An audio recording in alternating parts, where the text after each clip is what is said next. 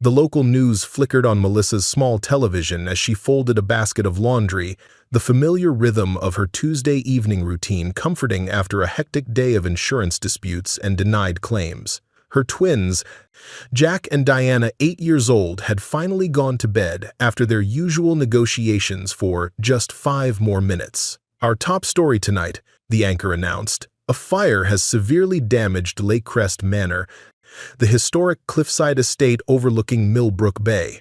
Melissa glanced up from her folding, a pair of Jack's superhero socks dangling from her fingers. The footage showed flames shooting through the roof of a once grand mansion, illuminating the night sky with angry orange light as firefighters battled the blaze.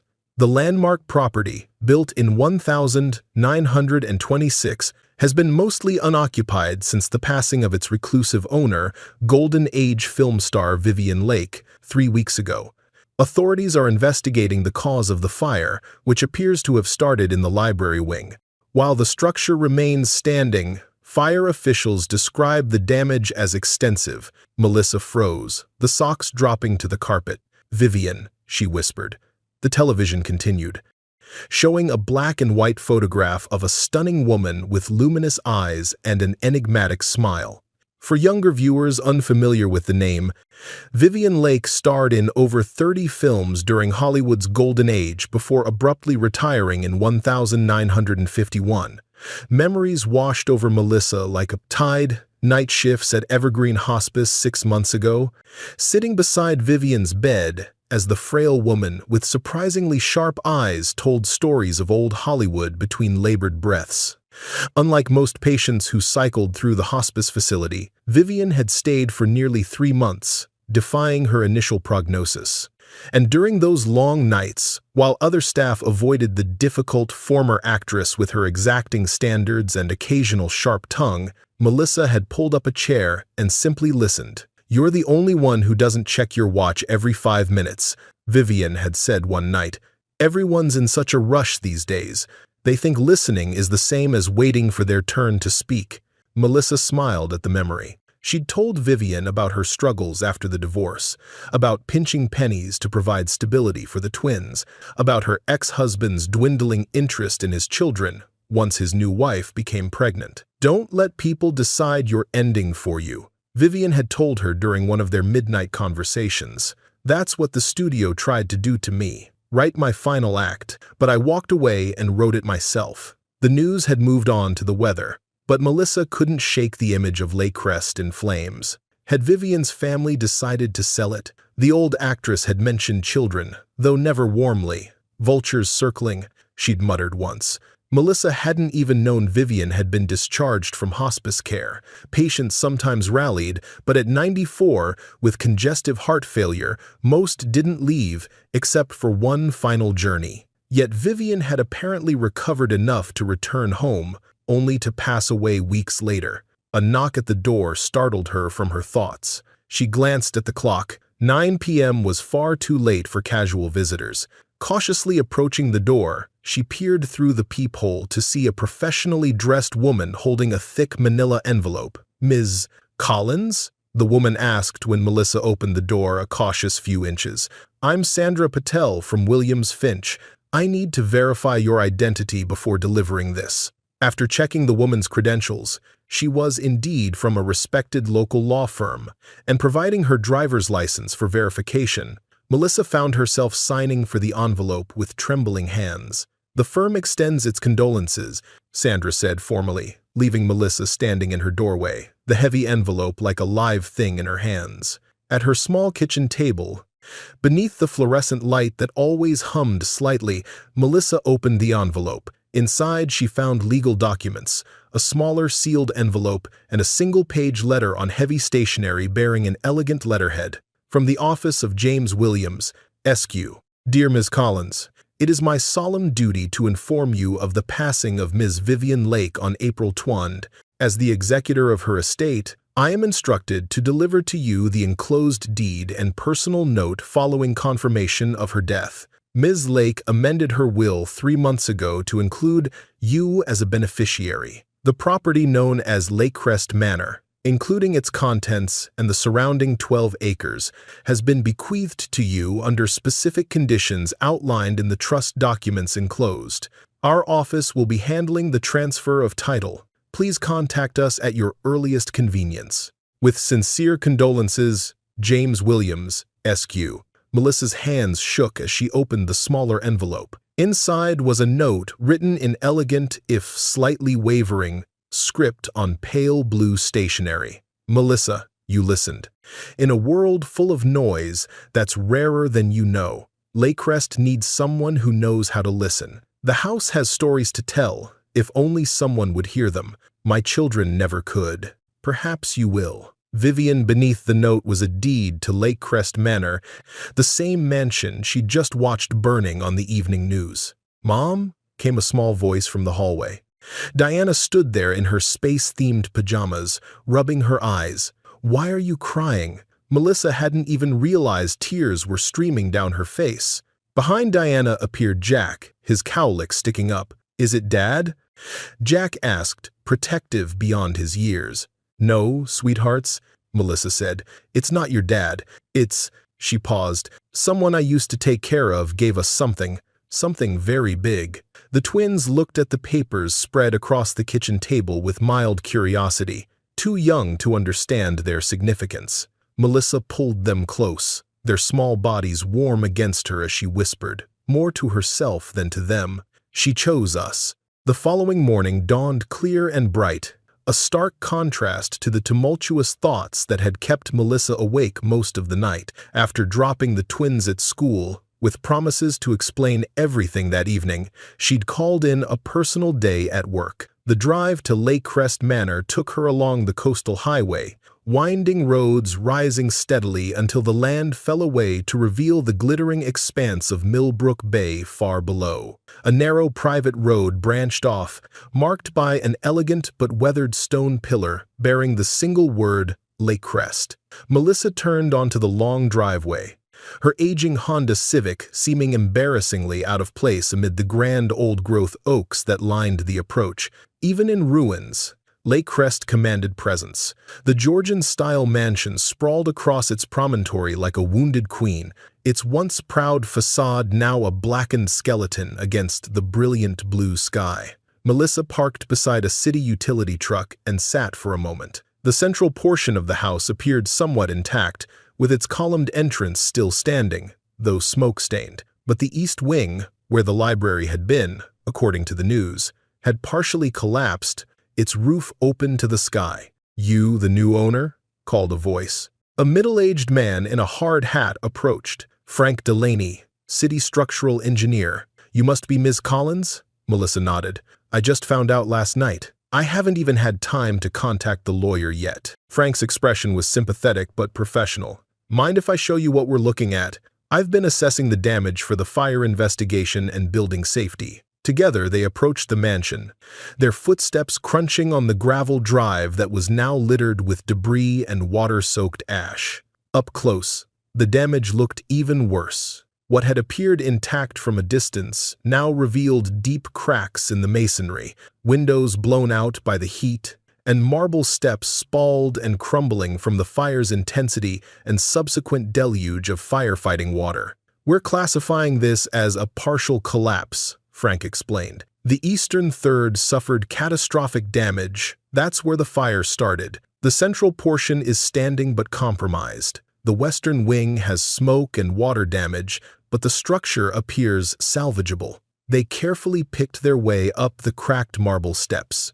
The massive front door hung askew on one hinge, revealing a once grand entryway now strewn with debris. Water pooled on the marble floors, reflecting the damaged coffered ceiling above. "What happened?" Melissa asked. "Fire marshals still investigating, but preliminary findings suggest multiple points of origin," Frank replied. "Could mean electrical issues in an old house. Could mean something else." "You think it was deliberate?" "I just assess structural integrity, ma'am. But in my 20 years, I've never seen an accidental fire start in 3 separate locations simultaneously." They continued through the water-damaged central hall into what must have been a magnificent formal dining room. Blackened crystal from a collapsed chandelier crunched beneath their feet. The foundation's solid, they built them right in the 20s, Frank continued. But you're looking at extensive reconstruction. The electrical's shot, plumbing's compromised, environmental hazards everywhere, lead paint, asbestos in the older sections, molds already starting from all the water damage. He led her through room after room, detailing the destruction in the dispassionate language of his profession. Load-bearing walls compromised, joists charred beyond safety limits, century-old plaster turned to mud. Melissa followed in stunned silence. As they entered what appeared to be a music room, with a scorched, upright piano standing like a solitary survivor, Frank shook his head. Insurance companies would call this a total loss, Ms. Collins. Even with historic designation, most people would demolish and rebuild. And if I wanted to restore it, you'd need specialized contractors, environmental remediation, structural engineering approvals, historical commission sign-offs. We're talking 7 figures easily, probably closer to 2. He hesitated before adding, no offense intended, but is that something you're prepared for? Before Melissa could answer, a flash of movement caught her eye. The twins would have called it her mom radar, that uncanny ability to spot children where they shouldn't be. 2 small figures darted across a distant doorway, and Melissa's heart nearly stopped. Jack? Diana? She called. Frank looked alarmed.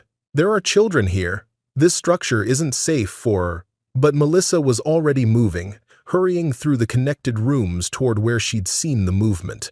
Jack, Diana, she called again, louder. She found them in what must have been a grand ballroom, now open to the elements where part of the ceiling had collapsed. The twins froze like deer in headlights, their hands and faces smudged with soot, guilty expressions confirming they'd somehow followed her instead of going to school. What are you doing here? Melissa demanded. How did you even get here? We took the bus, Jack admitted. We wanted to see the castle. This isn't a castle. It's a dangerous building that could collapse. Melissa's voice echoed in the damaged space. We've never had a house before, Diana said quietly. The simple statement knocked the wind from Melissa's anger. She knelt, pulling both children close. This isn't safe for you to be exploring. There are all kinds of dangers here. Sharp things, weak floors, bad air. Frank appeared in the doorway, his expression a mixture of concern and professional assessment. Those ceiling joists aren't stable, he said. We should all move to a safer area.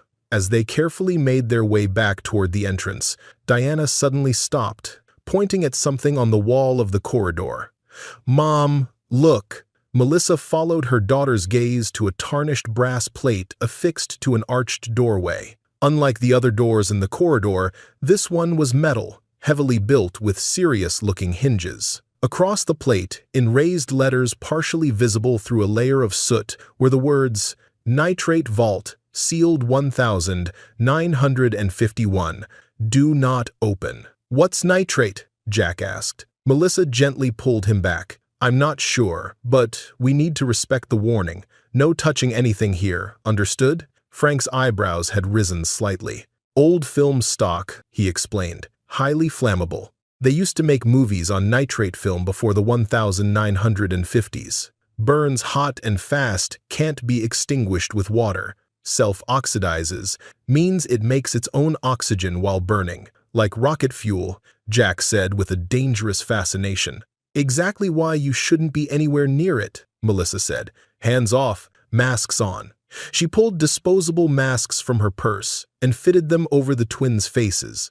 As they continued toward the entrance, the children spotted something in what might have been a courtyard garden, now strewn with debris. Partially buried in wet ash were metal film canisters and the melted remains of what looked like projector reels. Can we take these? Diana asked. No touching, Melissa repeated. These aren't toys. Frank nodded in agreement. Wise decision. Old film can contain hazardous chemicals. Plus, everything here needs to be cataloged for the fire investigation and insurance. Once outside, Melissa properly scolded the twins for skipping school and extracted promises they would never again enter the damaged building without permission and proper safety. Equipment. She sent them to sit in the car while she finished her conversation with Frank. I'll be straight with you, Ms. Collins. the engineer said. This property is uninsurable without full environmental abatement and structural remediation.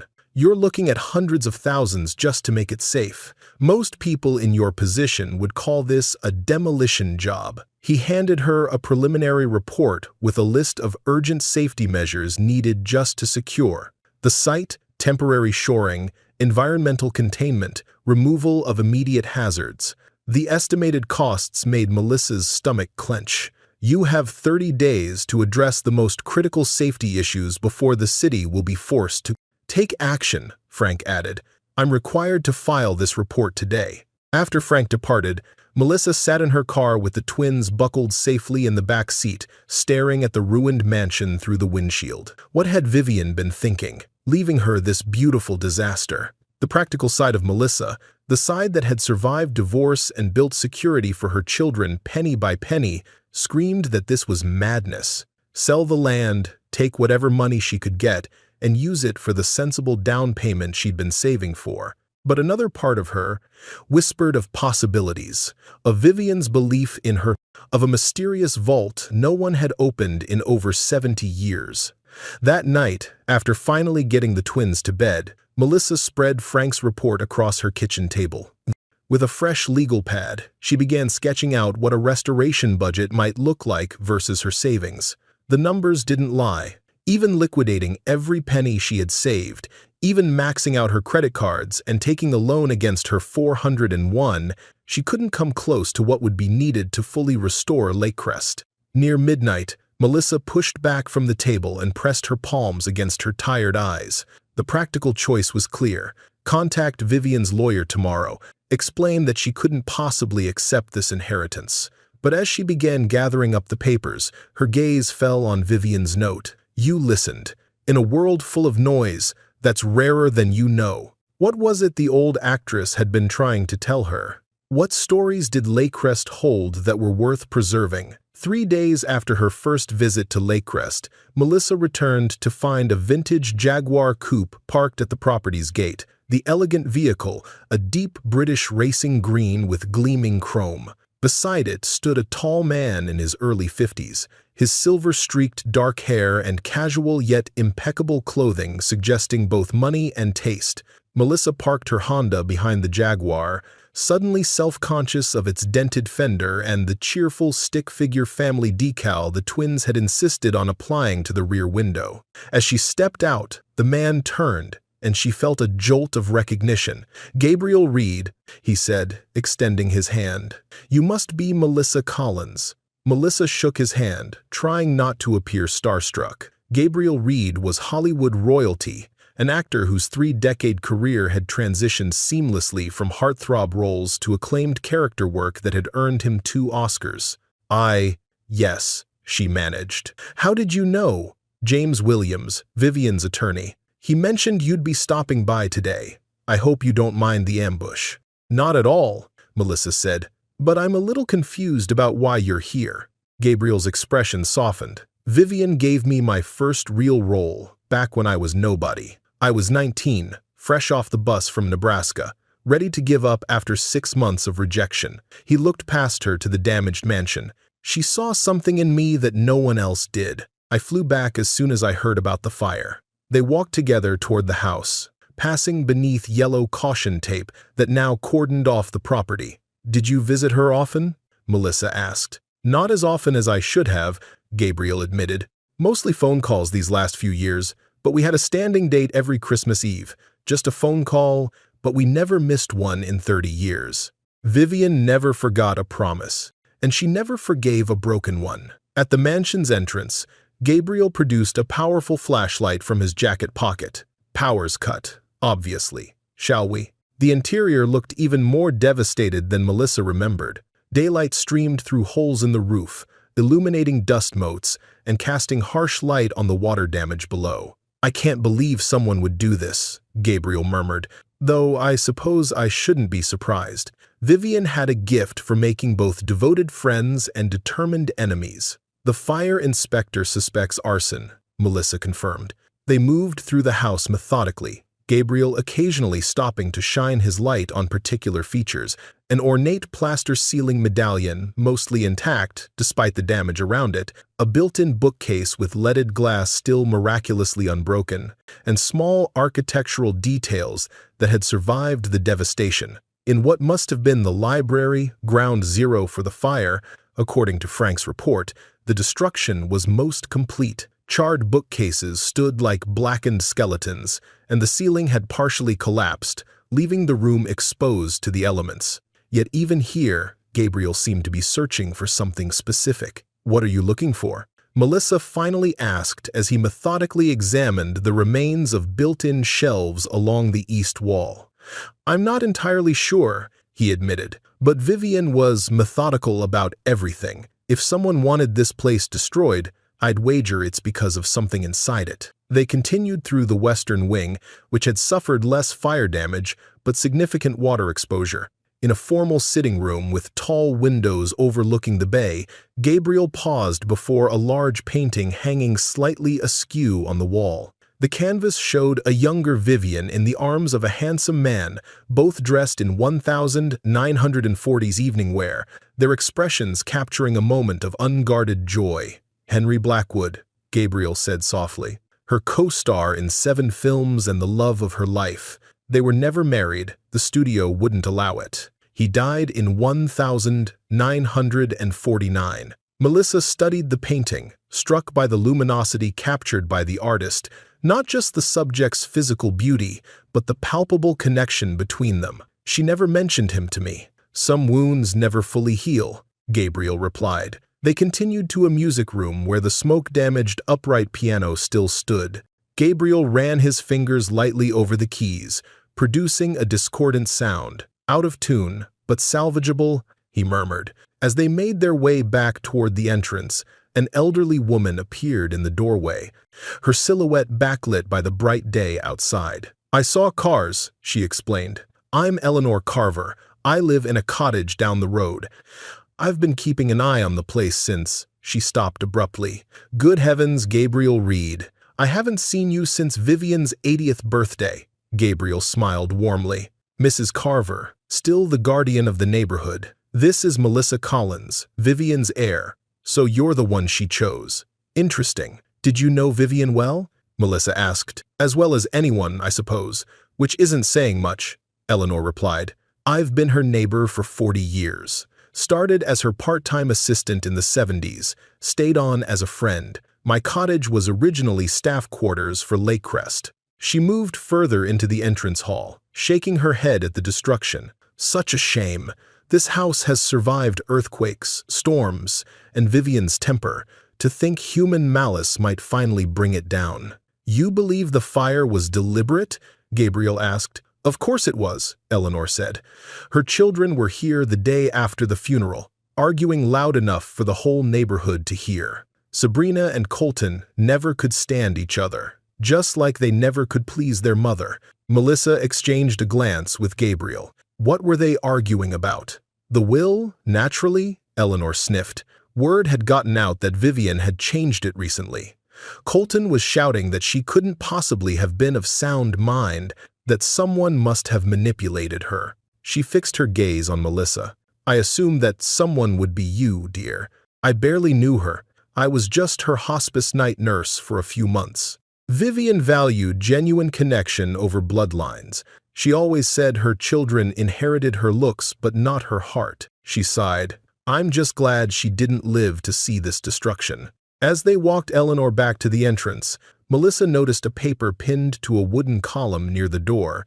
Drawing closer, she saw it was a preliminary note from the fire marshal. Multiple ignition points identified, evidence of accelerants in the library, west sitting room, and central stair hall. Investigation ongoing. Outside, the sea breeze had picked up, carrying the clean scent of salt water that temporarily overpowered the lingering smell of smoke and ash. Eleanor pointed toward a small, well-kept cottage visible down the winding driveway. "That's my place, if you need anything," she offered. "And Melissa, whatever you decide to do with Lakecrest, you should know that not everyone resents Vivian's choice. After Eleanor departed, Melissa and Gabriel stood in silence, looking up at the damaged mansion against the vivid blue sky. "What will you do?" Gabriel finally asked. "I don't know. The practical answer is to sell." "But," she trailed off, "but it feels like betraying her." Gabriel finished for her. "I understand. Vivian had that effect on people. She made you want to live up to her belief in you, even when it seemed impossible." As they walked back to their cars, Gabriel paused. "Listen, I'm staying in town for a few days. If you'd like to talk more about Vivian, about Lakecrest, about anything, here's my number." He handed her a card with just his name and a phone number. "No pressure. But if you're anything like the person Vivian described in her letters, you might be contemplating something the rest of the world would call crazy." "What did she say about me?" "That you knew how to listen, that you understood the value of silent spaces between words, and that you had a strength you hadn't yet recognized in yourself." He glanced back at the mansion. "If you do decide to take this on, you won't have to do it alone." As he drove away in his elegant Jaguar, Melissa remained standing in the driveway, the weight of decision heavy on her shoulders. The practical path was clear. Walk away from this beautiful disaster before it consumed everything she'd built. But somewhere in the ruins of Lakecrest, Vivian Lake had hidden something worth protecting, something people would commit arson to destroy. The following Saturday morning, Melissa sat in her car outside the offices of Williams, Finch, watching rain streak down the windshield and blur the elegant brass plaque beside the entrance. Her hand rested on a folder containing the second letter from Vivian, which she'd discovered yesterday during another careful walkthrough of Lakecrest. It had been tucked behind a smoke-damaged photograph in what appeared to have been Vivian's private study, a small room adjoining her bedroom in the West Wing. The frame had protected the envelope from the worst of the smoke, though its edges were singed. Inside, written on the same pale blue stationery, were words that had kept Melissa awake all night. "If you can, give the house its hearing back. The world silenced me once. Don't let them silence what remains. Trust few. Listen always." The cryptic message had solidified a decision Melissa had been circling for days, a decision that her practical side still insisted was madness. Gathering her courage, she hurried through the rain to the understated entrance of the law firm. Ms. Collins greeted a distinguished man in his 60s. "I'm James Williams. Please, have a seat." The office continued the theme of tasteful wealth, shelves of leather-bound books, a view of the rain-swept harbor, a single photograph on the desk showing a younger Williams shaking hands with a Supreme Court justice. "Thank you for seeing me on short notice," Melissa began. She dressed carefully in her best business attire, a charcoal pantsuit she'd splurged on for job interviews 3 years ago. "Of course, I've been expecting your call." Williams settled behind his desk. "I assume you've had time to visit the property and assess the situation?" "Yes, it's challenging. A diplomatic understatement. The fire damage is extensive, and according to my sources, the city has issued a 30-day notice requiring immediate safety measures. Mr. Williams, I'd like to understand exactly what conditions Vivian attached to this inheritance. Straightforward, yet specific. Lakecrest Manor and its contents are yours, provided you preserve and maintain the property in a manner consistent with its historical significance. Should you choose to sell or demolish the property, it reverts to a historic preservation trust Vivian established. And there's no financial component? No funds set aside for maintenance or restoration? I'm afraid not. Vivian's liquid assets were modest. She lived primarily off residuals from her film career and some wise investments made decades ago. Most of her wealth was tied up in the property itself and her personal collections. Williams hesitated. "There is a small insurance policy, but given the suspected arson, the claim is currently under investigation and likely to be contested." "And her children? I understand there are 2? Sabrina and Colton Lake." "Yes, they received certain personal items and modest cash bequests. They are displeased with their mother's decision regarding Lakecrest." "Have they contested the will?" "Not formally, but I expect they will," Williams replied. However, Vivian was quite thorough. She underwent multiple psychiatric evaluations before making these changes, specifically to counter any claims of diminished capacity. He paused. "May I speak frankly, Ms. Collins? Please." Vivian Lake was a formidable woman who knew exactly what she was doing. She could have left Lakecrest to her children or to a preservation society with the resources to maintain it. Instead, she chose you, someone with limited means but qualities she evidently valued more highly. He leaned forward slightly. Whatever her reasons, she believed you would make the right choices for Lakecrest. The question is, what do you believe is right? I believe Lakecrest deserves to be saved, not just as a building, but as a home for whatever Vivian wanted preserved, and I intend to honor that, despite the challenges. In that case, I should inform you that the trust allows for certain financial arrangements that might assist your efforts, provided the property remains in your name and you maintain residence there during restoration. What kind of arrangements? You may leverage the property for loans specifically designated for restoration purposes. You may also establish a non-profit organization to accept donations and grants for historic preservation. He produced another document. Additionally, this paper officially designates Lakecrest as your primary residence, which may help with certain tax considerations and historic preservation grants. For the next hour, they discussed legal strategies, potential resources, and the immediate steps needed to secure the property.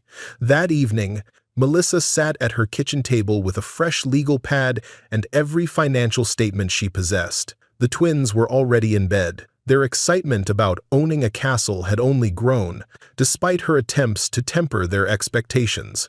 Looking at the numbers made her stomach clench. Even with every penny she had saved, $43,682 in her down payment fund, $32,150 in her 401 that she could borrow against with penalties, and $11,475 in an emergency fund she'd built religiously since the divorce. She couldn't come close to what would be needed for full restoration, but perhaps she could save the bones of the place, stabilize it enough to prevent further damage, buy time to find grants, historic preservation funds, maybe even private donors who cared about saving a piece of cinema history. Gabriel Reed's card sat on the table beside her calculations. He'd called yesterday to check in, offering his help without pressure. Melissa had been hesitant to involve him further. It felt like imposing on a casual acquaintance who happened to be famous, but now she reconsidered. She reached for her phone and dialed Gabriel's number. "I've decided to try," she said when he answered. "I thought you might," came his warm reply. "As it happens, I know exactly where to start." The following weeks blurred into a whirlwind of activity that transformed Melissa's carefully ordered life.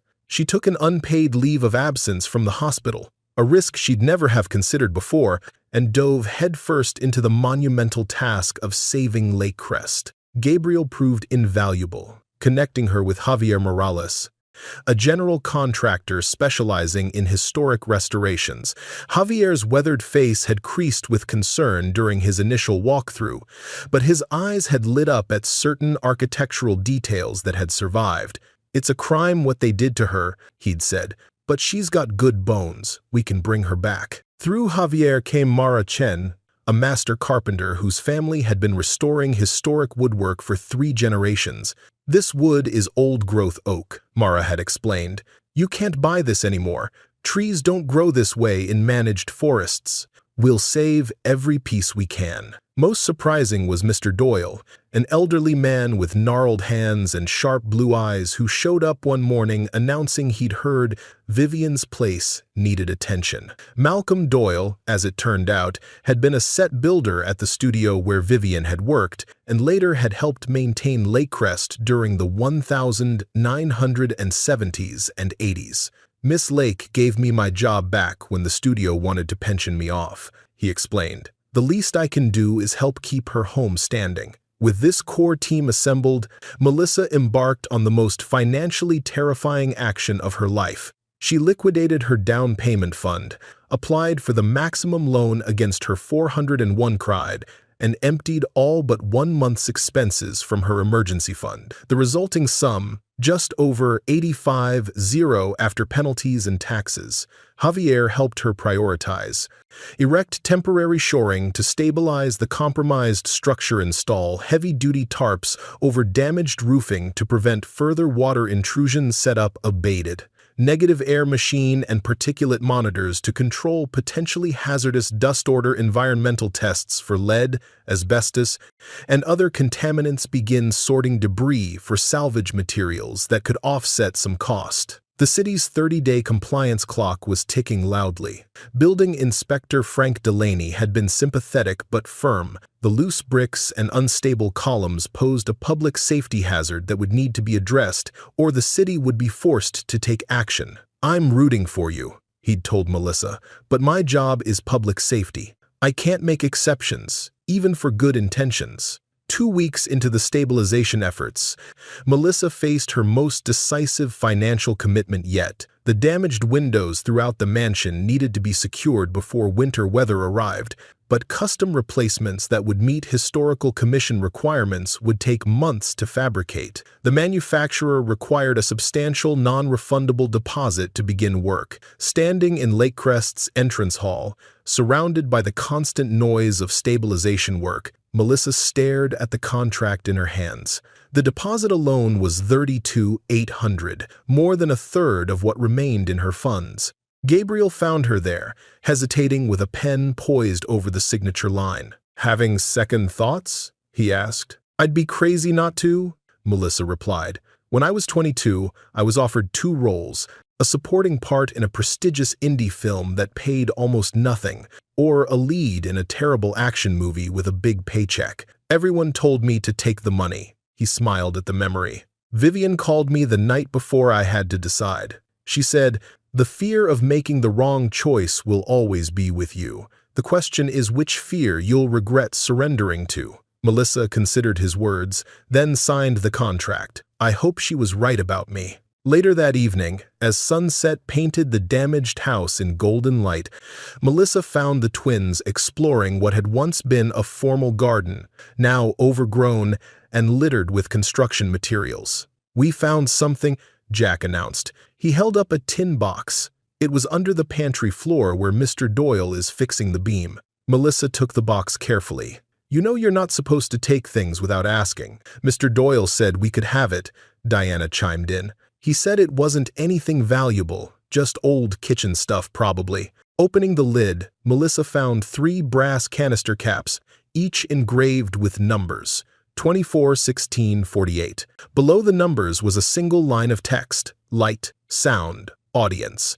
"What do they mean?" Jack asked. Melissa turned the caps over in her hand. "I'm not sure," she admitted, "but I think they might be important." As the sun slipped below the horizon, casting long shadows across the grounds of Lakecrest, Melissa tucked the mysterious caps into her pocket. Somewhere in this broken house, Vivian had left messages waiting to be heard, and despite every rational argument against what she was doing, Melissa had committed herself and her future to listening. That night, she pinned Vivian's second note: "If you can, give the house its hearing back," above the makeshift sightboard in what would become the restored entryway. October brought crisp mornings and the sweet melancholy scent of fallen leaves to Lakecrest. 6 weeks into the stabilization project, the mansion had taken on the appearance of a patient in intensive care, parts of its structure encased in temporary bracing, windows covered with protective plywood, specialized equipment humming day and night to monitor air quality and structural movement. Melissa had established a routine that wove together her responsibilities as a mother, her role as property owner, and her ongoing search for additional funding. To stretch her dwindling funds, she had taken on whatever tasks she could manage herself, researching historic preservation requirements, documenting salvaged materials, even helping with basic cleanup under Javier's guidance. Her hands, once manicured for her hospital job, now bore calluses and the occasional minor cut from her labors. "Mom, we figured it out," Jack exclaimed one Saturday morning, bursting into the small carriage house where they'd set up a makeshift office. The structure, separate from the main house, had suffered only minor smoke damage and now served as their operations center. Melissa looked up from a stack of environmental testing reports. Figured out what, sweetheart? The numbers on those brass things, Diana explained, clutching a notebook covered in childish but methodical diagrams. The twins had become fascinated with the brass canister caps discovered weeks earlier, turning their meaning into a personal mystery to solve. "Show me," she said. Jack spread Diana's drawings across the desk. "We've been mapping the vents," he explained. "You know, the air grills in the floors and walls? They go everywhere, but some of them are special." Diana pointed to her drawing of the mansion's floor plan, surprisingly accurate for an 8-year-old. "See, there are 3 rooms that have these big, fancy grills that all point to each other. And there's one in the projection booth that says 24 on it." Melissa's interest sharpened. The projection booth? Mr. Doyle had identified a small room off the ballroom as an old projection booth, explaining that Vivian used to screen films for friends and industry colleagues. It had been damaged in the fire but not destroyed. "Yeah, and we found another one in the music room that has 16 stamped on it, right by where the piano is," Jack continued. "And the last one is in that fancy salon place on the north side, and guess what's on it?" 48, Melissa answered. "Light from the projection booth at 24 frames per second, sound from the music room with 16 notes, and an audience in the north salon, 48. What? Seats, perhaps? They all point toward that metal door," Diana added. "The one that says, 'Do not open.'" Melissa sat back. "Light, sound, audience," she murmured. "Is it like a puzzle?" Jack asked. "Maybe," Melissa said thoughtfully. "But we're not going to try until the house is much safer, and we have proper equipment and experts present." The twins looked disappointed but not surprised. They'd become accustomed to their mother's careful approach to Lakecrest's mysteries. Later that day, Melissa shared the children's discovery with Gabriel during his weekly visit. They stood in the partially restored entrance hall. "It makes sense," Gabriel said, examining the brass caps. "Vivian was a creature of the cinema. Light, sound, audience, the essential elements of film, and the numbers correspond to technical specifications.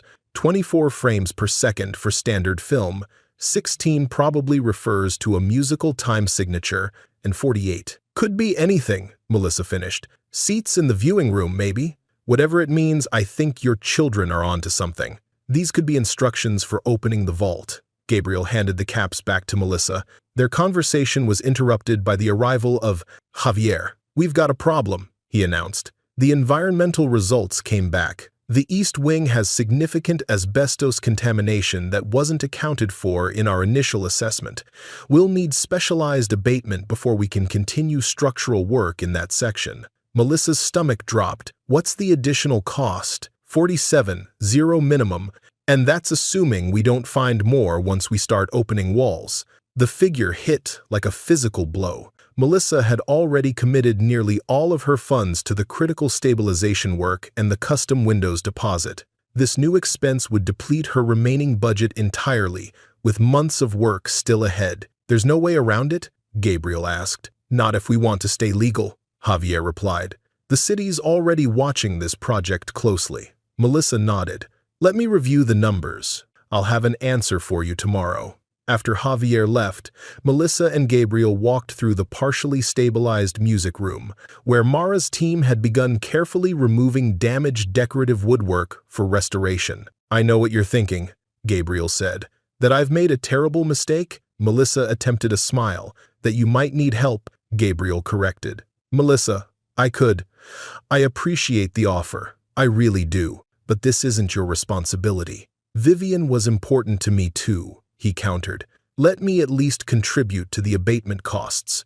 This is something I need to do myself. At least I need to try. If I can't find a way, then I'll reconsider. But not yet." They continued their inspection in companionable silence, both acutely aware that Lakecrest's future hung in an increasingly precarious balance. The following week brought further challenges. As Melissa worked with Mara to map out beam replacement in the damaged eastern section, a construction forklift nudging a heavy pallet of materials caused a section of the cracked driveway to collapse, revealing corroded drainage pipes beneath. Another 12-0 minimum, Javier informed her. We can't have delivery trucks using that section until it's repaired, which means all materials have to be hand-carried from the street. That same afternoon, Melissa discovered that someone had created a social media account mocking her restoration efforts. Melissa's Money Pit featured drone footage of Lakecrest and snarky commentary questioning her competence and motives. Someone's feeding them details, Melissa told Gabriel during a call. The latest post mentioned the exact amount of the window deposit. It could be anyone with access to the work site, Gabriel said. Or it could be Vivian's children trying to undermine you. But the public ridicule stung, especially as Melissa's financial situation grew increasingly desperate. She had applied for 3 historic preservation grants, but decisions were months away. A local bank had declined her application for a restoration loan, citing the property's uninsurable condition. On a rain-soaked Tuesday morning, Melissa arrived at Lakecrest to find a man in an official-looking uniform posting notices on the temporary fencing. His clipboard bore the city seal, and he wore a badge identifying him as a building inspector. "Excuse me," Melissa called. "I'm the property owner. Is there a problem?" The man turned, his expression stern. "Building Safety Division. We've received reports of unauthorized work and safety violations. I'll need to inspect the premises immediately." "Of course," she said, maintaining a calm she didn't feel. "Let me call our general contractor to accompany us. He can address any technical questions." As she reached for her phone, Mr. Doyle emerged from the carriage house, his arthritis visibly troubling him in the damp weather. "Who's this, then?" he asked. "Building Safety," the man replied curtly. "Routine follow-up inspection." Mr. Doyle's eyes narrowed as he examined the inspector's badge. Then he gave a short, humorless laugh. "That so? Interesting, since my nephew's worked building safety for 20 years, and that badge is last year's design. They changed the hologram in January." The man's face hardened. Without a word, he turned and strode rapidly toward a nondescript sedan parked on the street. "Wait," Melissa called, pulling out her phone to take a photo of the vehicle's license plate. But the car was already pulling away, tires splashing through puddles as it disappeared around the curve of the driveway. Mr. Doyle spat disgustedly. "Someone's playing dirty." Word of the incident spread quickly through the small restoration team. Javier immediately ordered additional security measures, motion-activated lights, trail cameras on the perimeter, and a proper lock system for the temporary fencing. The added expenses were yet another drain on Melissa's dwindling resources, but safety concerns made them non-negotiable. It was probably just someone curious about the place, Melissa suggested that evening as she discussed the incident with Gabriel over the phone. "A curious trespasser doesn't forge official credentials," Gabriel countered. "Someone is actively trying to interfere with your work. The question is, why?" The answer seemed obvious to Melissa. The vault. Whatever's in there, someone doesn't want it found. That night, alone in her rented house with the twins asleep down the hall, Melissa reviewed her financial situation once more. The numbers hadn't improved with repeated analysis. Selling was still an option. Despite the damage and ongoing construction, the property's location alone made it valuable. Several developers had already contacted her through James Williams, offering substantial sums for the land, even if the mansion itself was demolished. Yet each time Melissa considered accepting, she thought of Vivian's notes. "The world silenced me once. Don't let them silence what remains." Whatever secrets Lakecrest held, they had been important enough for Vivian to protect for decades. Important enough that someone would commit arson to destroy them, and important enough that someone was still actively working to stop Melissa from discovering them. The next morning, Melissa returned to Lakecrest with renewed determination. In the partially restored entrance hall, she carefully pinned Vivian's first note, "You listened," above the site board where daily work assignments were posted. As the restoration team gathered for their morning meeting, Melissa addressed them with quiet resolve. "Someone doesn't want us to succeed," she said, "but we're going to anyway. Whatever it takes. The workers exchanged glances, then nodded one by one. They had all come to share Melissa's commitment to the project, each for their own reasons. And Melissa? She was still discovering her own reasons, beyond a promise to a woman who had seen something in her that she was only beginning to recognize in herself. As the team dispersed to their tasks, Melissa found herself drawn once more to the sealed vault door. The brass plate, with its warning, "Nitrate Vault, Sealed 1951, Do Not Open," had been cleaned of soot, revealing fine engraving around the edges. Examining it closely, Melissa noticed something she'd missed before. A small symbol etched into the corner of the plate, barely visible unless you knew to look for it. A stylized ear. The house that listens, Melissa thought, remembering Vivian's cryptic instruction to give the house its hearing back. Somehow, the sealed vault was central to that mission. And despite growing opposition and dwindling resources, Melissa was more determined than ever to discover what secrets it contained. By mid-November, Lakecrest's transformation had progressed from emergency stabilization to the beginnings of true restoration. The most critically damaged sections had been secured. Temporary weatherproofing protected the interior from the increasingly frequent coastal storms, and the environmental abatement team had completed their work in the East Wing. Melissa had managed this progress through a combination of financial gymnastics, careful prioritization, and sheer determination. She had sold her car, replacing it with a 15-year-old model that drank oil but cost only $3,000. She had rented out her small house to a visiting professor for 6 months, moving herself and the twins into the carriage house at Lakecrest, despite its Spartan accommodations. "We've got everything ready," Jack announced on a clear Saturday morning. He and Diana stood proudly beside a work table in the carriage house, where they'd arranged their findings related to the brass caps and the vault door. Melissa set down her coffee mug. "Show me what you've figured out." With the serious demeanor of scientists presenting important research, the twins laid out their discoveries. Jack pointed to a diagram of the projection booth. "Mr. Doyle helped us clean up the old projector. It still works. And look, it has a dial that goes to exactly 24 frames per second." Diana indicated a photograph of the music room. "The piano roll player is set for 16 beats, and we found sheet music in a waterproof box under the bench. It's just a simple melody. I've been practicing it." "And what about the 48? Melissa asked. Jack grinned.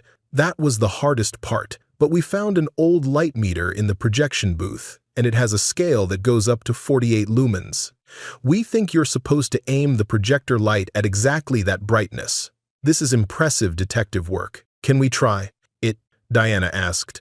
"Mr. Doyle says the projector is restored, and Gabriel brought a film reel that might fit. Let me talk to Javier," she decided. "If he confirms it's safe, we can try, but with proper precautions." Later that day, after a thorough safety assessment, a small group gathered in the restored central hall of Lakecrest.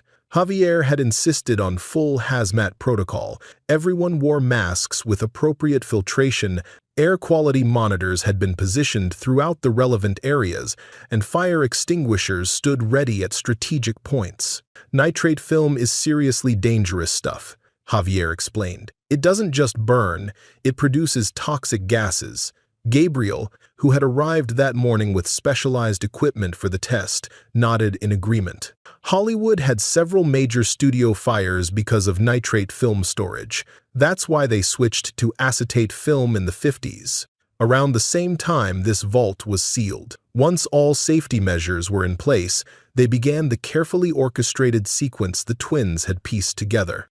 Gabriel took position in the projection booth, where the vintage projector had been restored to working condition. With practiced hands, he threaded a blank test film through the mechanism, adjusting the speed to exactly 24 frames per second. In the music room, Diana sat at the upright piano, which Mara had stabilized and partially restored. Beside her, Mr. Doyle supervised as she prepared to play the 16-note motif they had discovered in the sheet music. Melissa positioned herself in the north salon with Jack, where they had set up a calibrated light meter.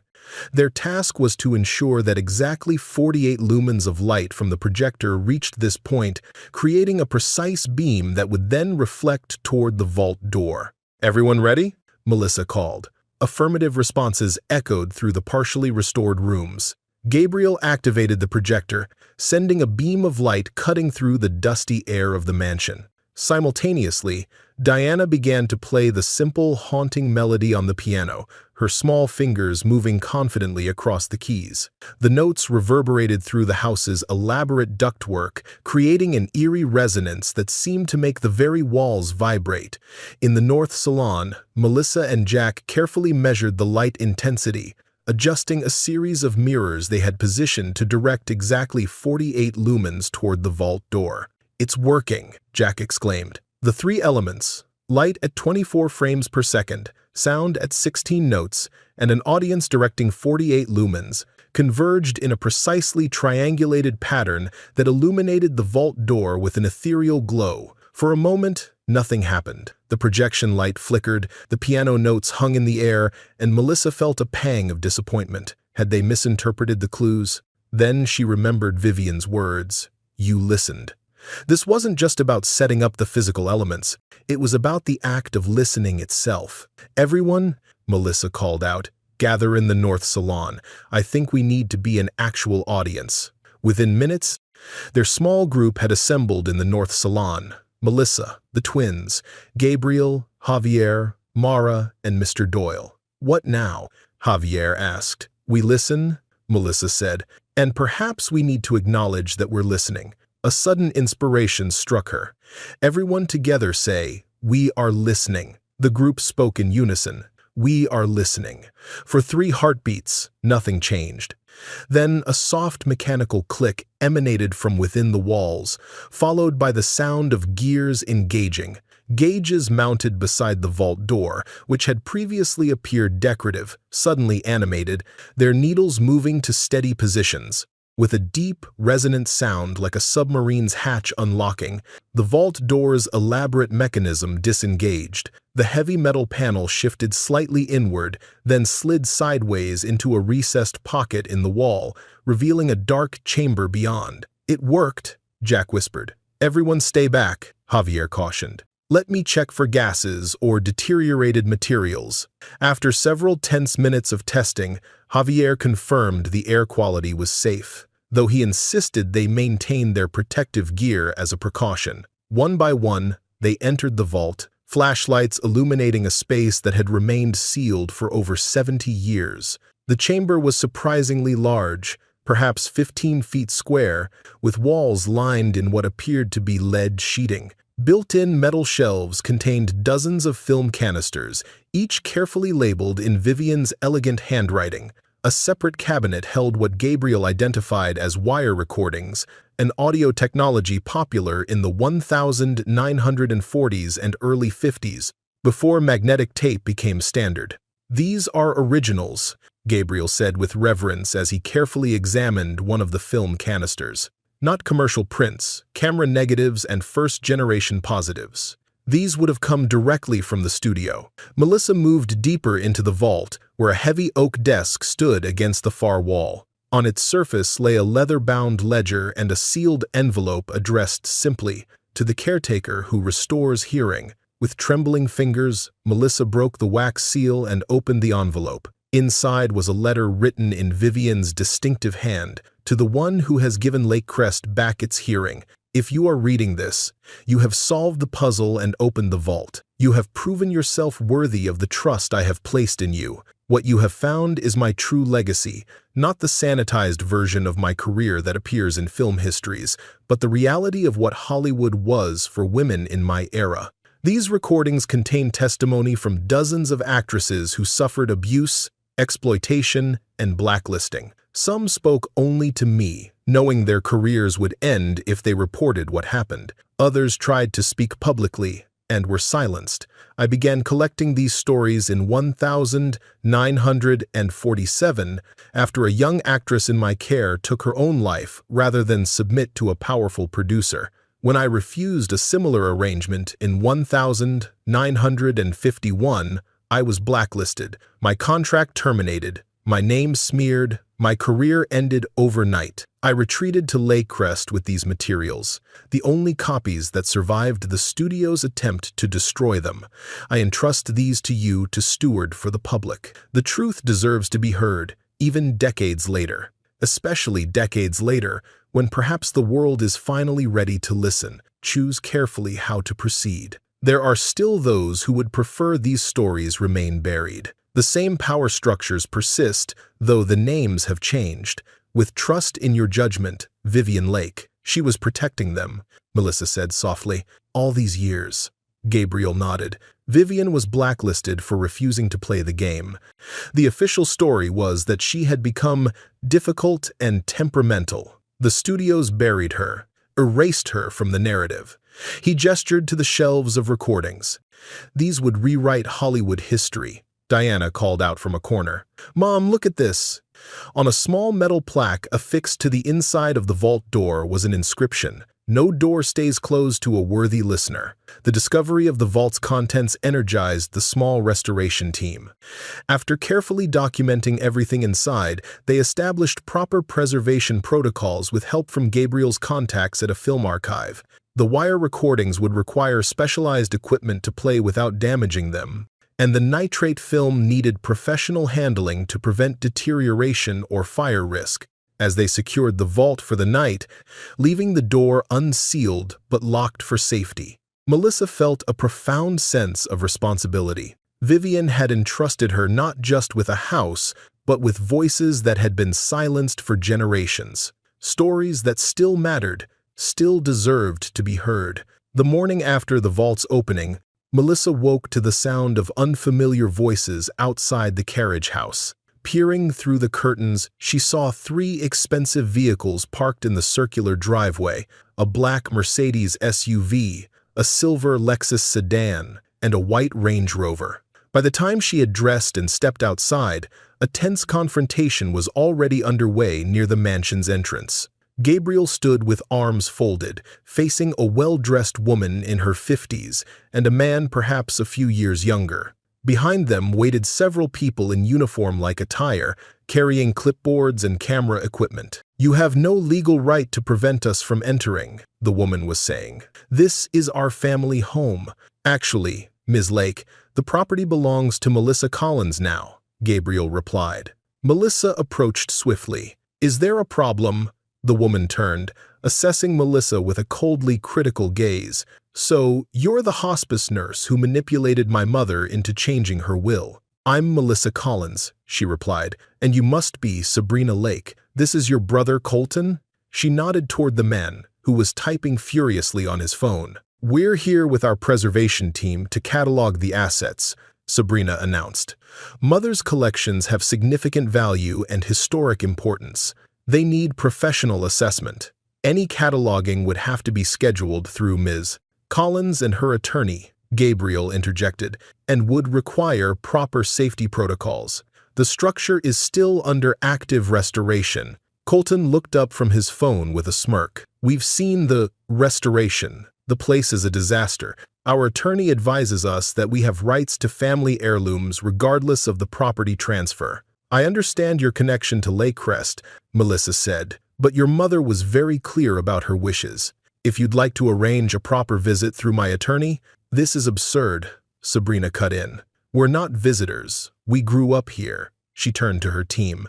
Begin with the West Wing. Photograph everything before these amateurs destroy what's left. Before Melissa could respond, Javier emerged from the mansion, alerted by the commotion. No unauthorized personnel on the worksite, he stated firmly. Insurance regulations. A tense standoff ensued, with Sabrina insisting on her right to enter while Melissa, Gabriel, and Javier held firm. Finally, Melissa proposed a compromise. Sabrina and Colton could enter for a brief inspection, but their team would have to wait until proper arrangements were made with lawyers present. Reluctantly, the Lake siblings agreed. Melissa then led Sabrina and Colton into Lakecrest with Gabriel and Javier accompanying them. The tour was uncomfortable from the start. Sabrina made cutting remarks about the restoration methods, while Colton took photos of every imperfection, making notes on his phone. Their questions focused suspiciously on what items had been removed, what inventories existed, and whether any safes or storage areas had been discovered. Melissa knew they were fishing for information about the vault, but kept her responses vague and professional. As they approached the gallery connecting the central hall to the west wing, where temporary bracing supported a damaged ceiling section, one of the siblings' preservation team members appeared in the doorway, having apparently entered through another access point. "Ma'am," he called to Sabrina, "you should see what they've done to the library. It's completely gutted." Javier immediately stepped forward. "How did you get in here? This is a restricted construction zone." The man ignored him. "There's exposed wiring everywhere, and they've torn out original fixtures." "That's fire damage, not restoration work," Melissa corrected. "And you need to leave immediately. You're trespassing." "We're documenting negligence." Colton replied as the intruder moved further into the gallery. He deliberately kicked a temporary brace supporting a damaged section of wall. The wooden support tilted, causing a shower of plaster dust to rain down. Before anyone could react, an ominous creak sounded from above, and a large section of ceiling panel began to slump. "Everyone out," Javier shouted. Gabriel grabbed Melissa's arm, pulling her toward the exit as the ceiling continued to shift. Sabrina stood frozen in shock until Colton yanked her toward the door. The intruder bolted past them, nearly knocking Sabrina down in his haste to escape. As they tumbled out onto the mansion's front steps, a muffled crash sounded from inside, followed by a cloud of dust billowing from the entrance. When it cleared, Melissa could see that a substantial section of the gallery ceiling had collapsed, blocking access to the west wing and to the vault, which lay beyond. In the chaos that followed, Melissa's first priority was the twins, who had witnessed the collapse from the carriage house window and were now running toward her in panic. She intercepted them, kneeling to check them over, though they had been nowhere near the danger. "Is everyone okay?" Mara called. "We're fine," Gabriel assured her. "But we need to evacuate the site until a structural engineer can assess the new damage." Javier was already on his phone, calling in his emergency team. "No one goes back in until we've secured that collapse," he ordered. During this commotion, Melissa noticed Sabrina and Colton in an intense conversation with their unauthorized team member near the vehicles. The man handed something to Colton, a small object Melissa couldn't identify from a distance. "They took something," she murmured to Gabriel, "from inside." "Let them," he replied. "It's not worth confronting them right now. Our priority is safety." The Lake siblings departed shortly afterward, but their attack had only begun.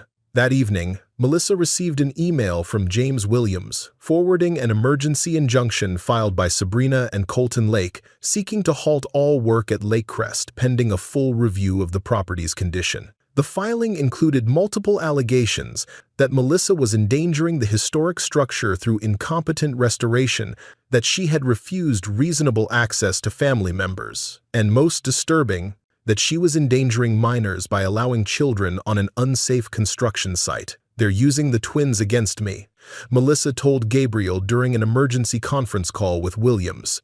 "It's a common tactic," Williams replied, his voice grim.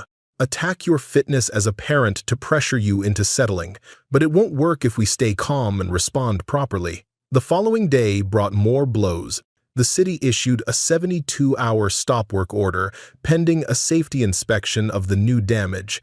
Melissa's insurance company sent notice that they were reviewing coverage in light of new information about unauthorized access to hazardous areas, clearly referencing the vault, though they didn't name it specifically. Most troubling was a voicemail from Child Protective Services, informing Melissa that they had received a report concerning her children's welfare and would be conducting a home visit the following week. "They're trying to break me," Melissa realized as she played the message for Gabriel that evening. Gabriel's expression was grim. "This isn't just about inheritance anymore. They know about the vault. That man who caused the collapse. He was searching for it, or for something specific inside it. How could they know? Someone talked, or someone was watching." Gabriel rubbed his temples wearily. "The question is, what exactly are they after? What's in that vault that's worth all this?" Melissa thought of the wire recordings, the film canisters, the ledger of names and dates they'd only begun to examine. "Truth," she said simply.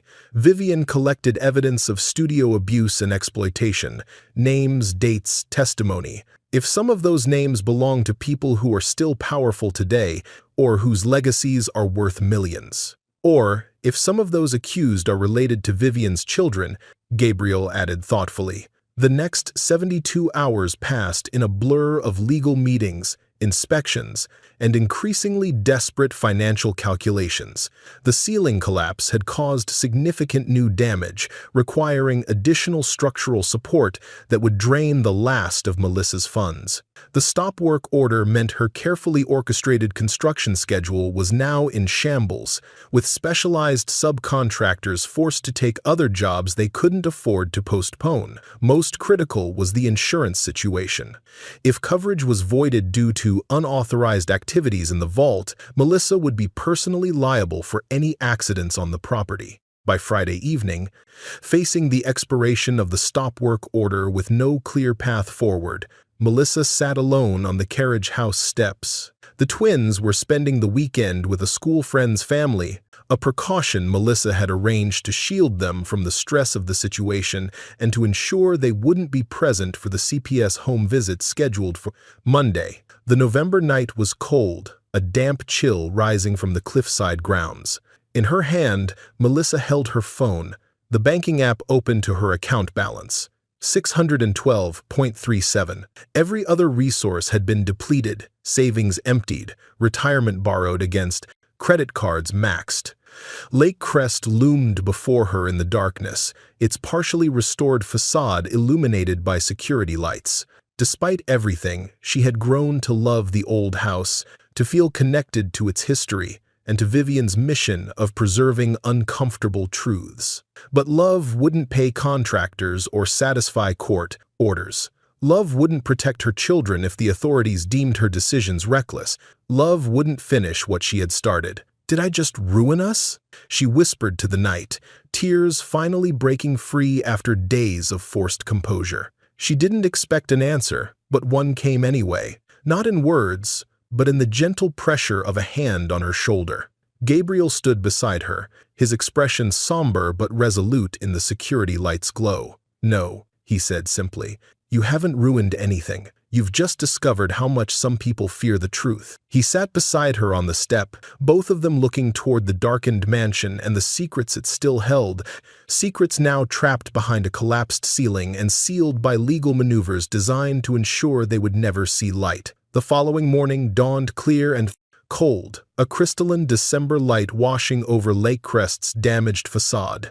Melissa had slept poorly, her dreams filled with collapsing ceilings and courtroom scenes where stern-faced judges took the twins away. When her phone rang at 7 a.m., she answered with the wariness of someone expecting more bad news.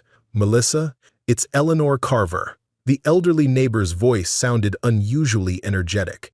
"I've been thinking about your situation, and I believe I know someone who might help. Can you come to my cottage this morning?"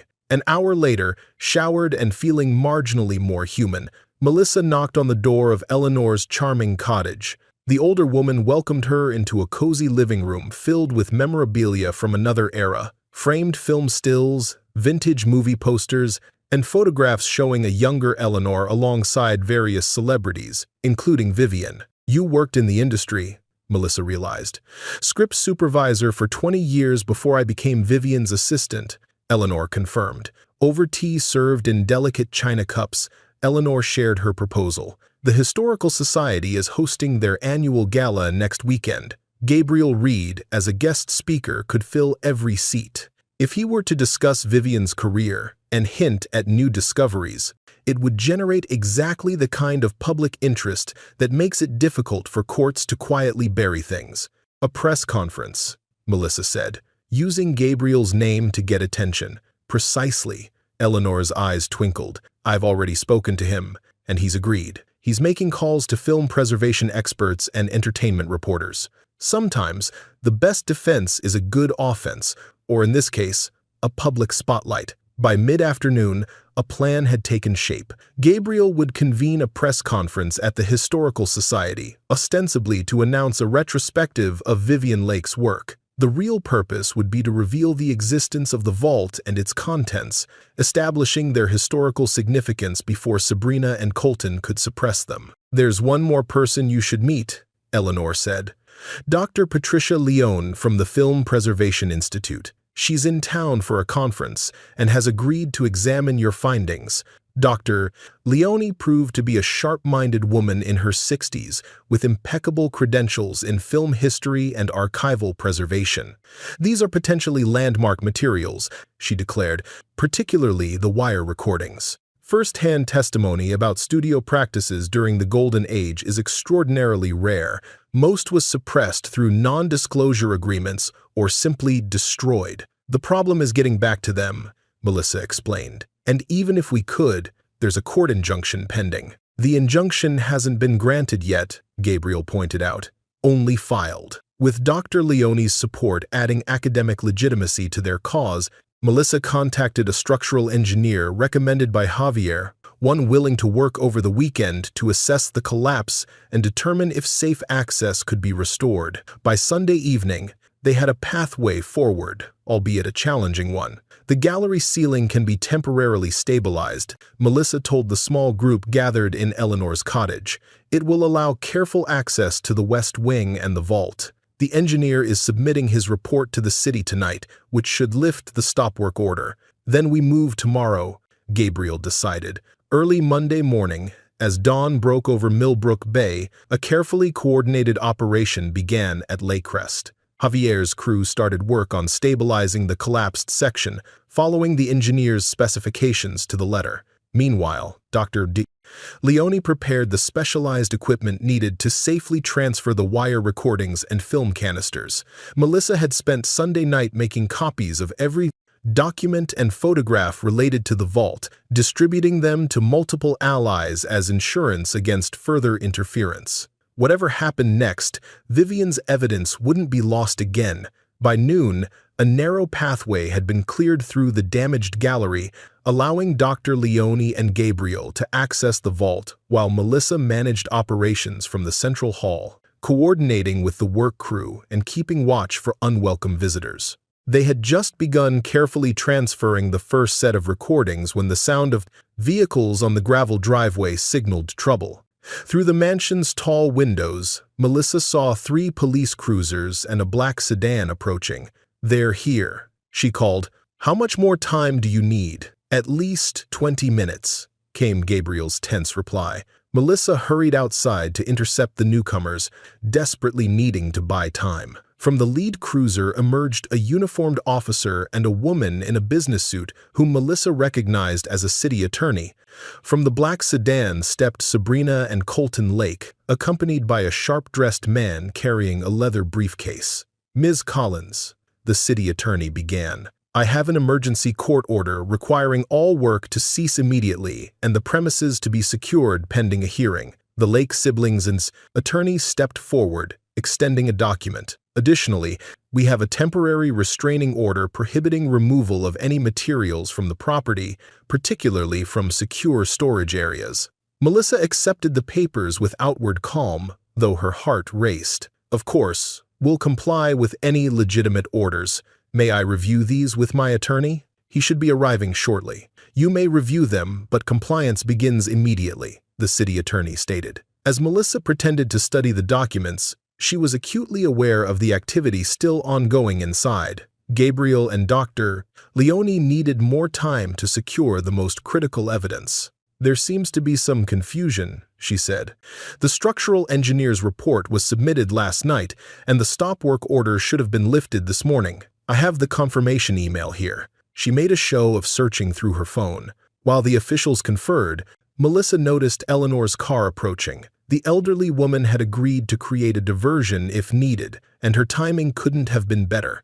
Eleanor emerged from her vehicle in a state of apparent distress. "Officer, thank goodness you're here. There's a suspicious vehicle parked near my cottage with 2 men inside watching the property through binoculars. I've been feeling threatened for days." As Eleanor commandeered the officer's attention with her performance, Melissa slipped a text to Gabriel. "Hurry, police here with a court order." Inside the vault, Gabriel and Dr. Leone worked feverishly, prioritizing the most significant materials. The wire recordings containing first-hand testimony went into specialized carriers. Selected film canisters with unique content followed. Finally, Gabriel photographed pages from Vivian's ledger, capturing names and dates that could be researched later. Just as the police began to grow suspicious of Eleanor's increasingly elaborate tale, James Williams arrived, greeting Melissa with a reassuring nod before addressing the city attorney. "I see my client is being served with papers," he observed. "Perhaps we should discuss this inside, away from the cold." His arrival bought precious additional minutes. By the time the group moved toward the mansion's entrance, Gabriel and Dr.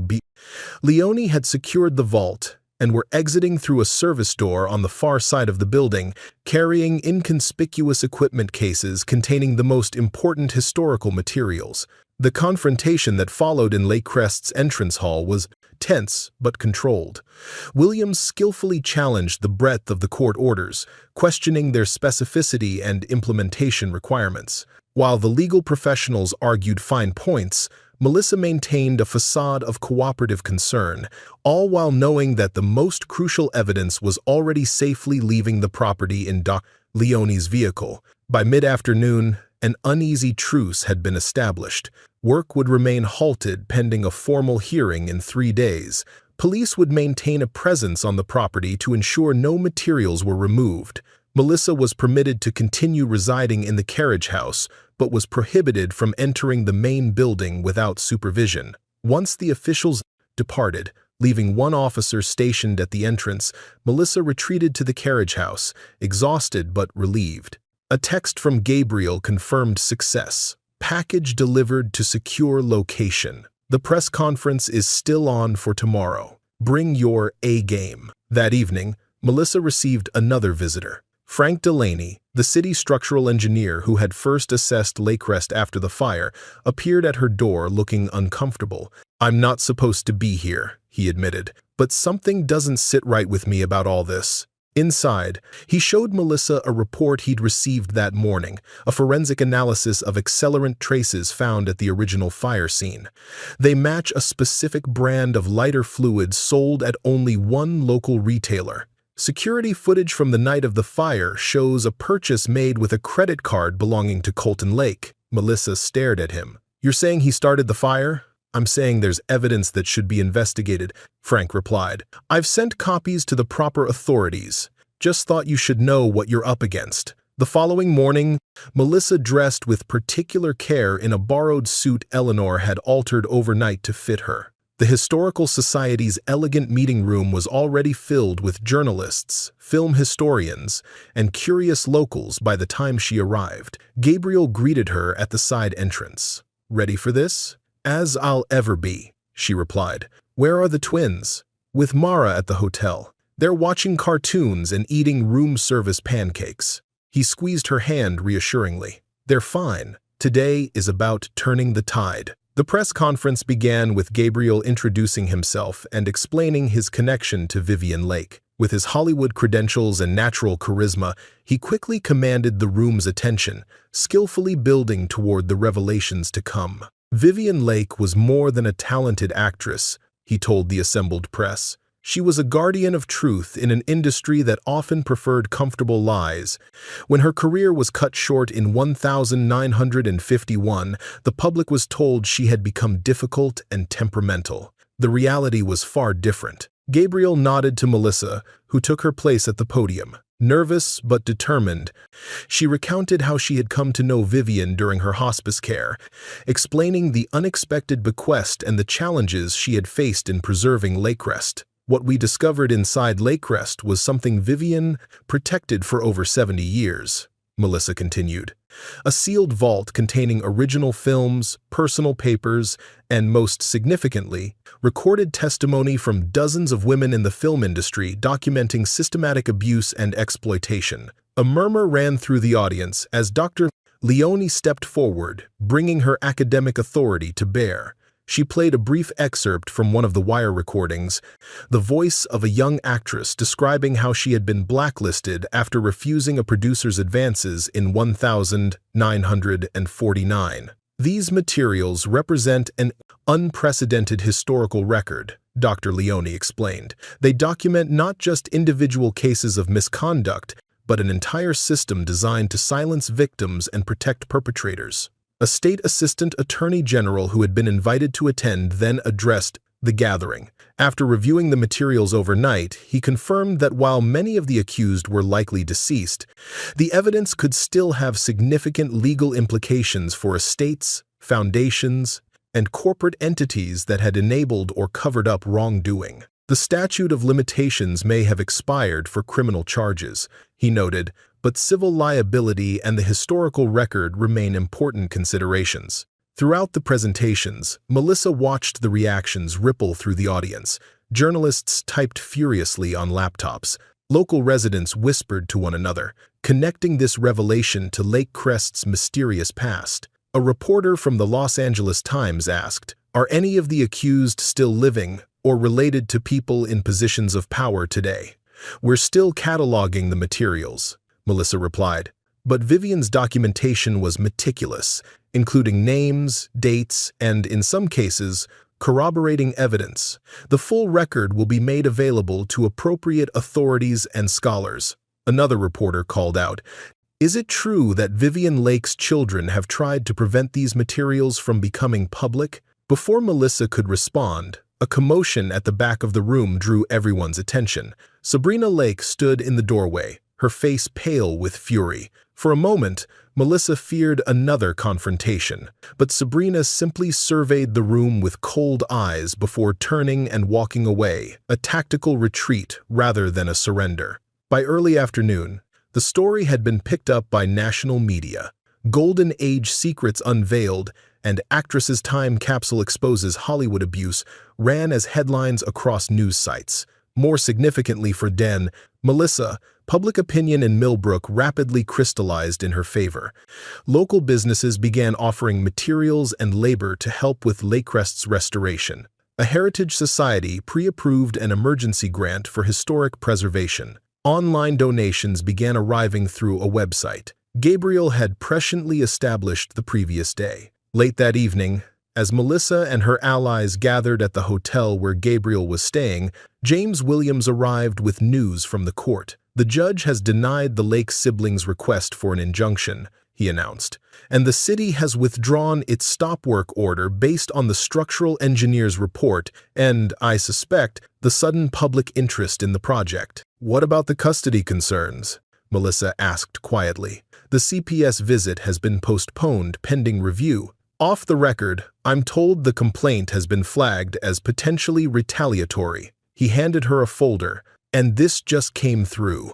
Preliminary approval for Lakecrest to be registered as a historic landmark, which opens the door to significant preservation funding. As the impromptu celebration continued around her, Melissa stepped onto the hotel room's balcony for a moment of quiet reflection. The lights of Millbrook twinkled below, and in the distance, the dark silhouette of Lakecrest stood against the night sky. For the first time since discovering the vault, she felt the tide turning. The truth Vivian had protected was finally emerging into the light, and with it, a path forward for both the mansion and Melissa's own future.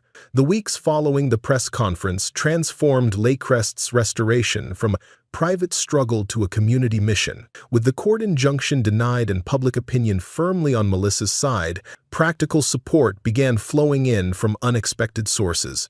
Most crucially, 3 significant grants came through in rapid succession, one from a historic preservation fund, another from a film history foundation eager to access Vivian's archives, and a third from a women's advocacy organization interested in the testimony Vivian had protected.